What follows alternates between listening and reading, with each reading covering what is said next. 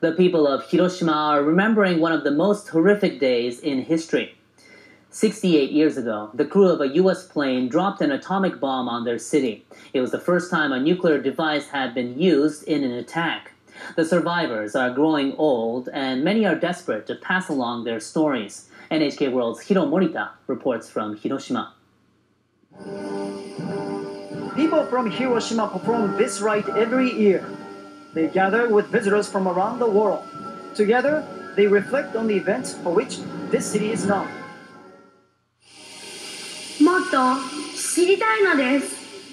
We want to know more, the reality of the atomic bombing, the thoughts of the survivors.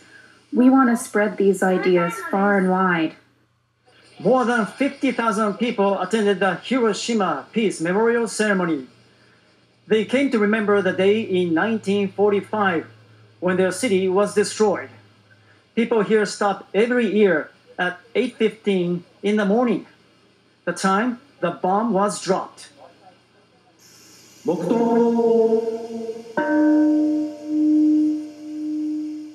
The bomb killed tens of thousands of people in an instant, 140,000 by the end of the year. The mayor of Hiroshima placed a list of the victims in the cenotaph. It contained the names of more than 5,800 people who died over the past year, or who are now known to have died because of the bombing. More than 280,000 people are now honored in the vault. An atomic bomb steals the lives of innocent people. It permanently alters the lives of those who survive it. It stalks their bodies to the end of their days. The atomic bomb is the ultimate inhumane weapon, an absolute evil. Matsui asked Japanese government officials to strengthen ties with other nations and lead the way toward abolishing nuclear weapons. Prime Minister Shinzo Abe said Japanese have a duty as citizens of the only country to have come under attack by atomic bombs. We have a responsibility to make a world without nuclear weapons. But Japanese leaders have not been very cooperative. Delegates from more than 70 countries met in April at a nuclear non-proliferation treaty conference in Geneva. They agreed on a statement that called nuclear weapons inhumane.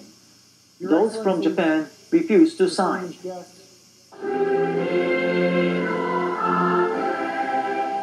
Still, survivors of the bombing in Hiroshima believe if they share their experiences, people will join their push for a world free of nuclear weapons. And they hope their stories will live on. Hiro Morita, NHK World, Hiroshima. People in Japan will pause again on Friday. They and visitors from elsewhere will gather to remember the atomic bombing on the city of Nagasaki.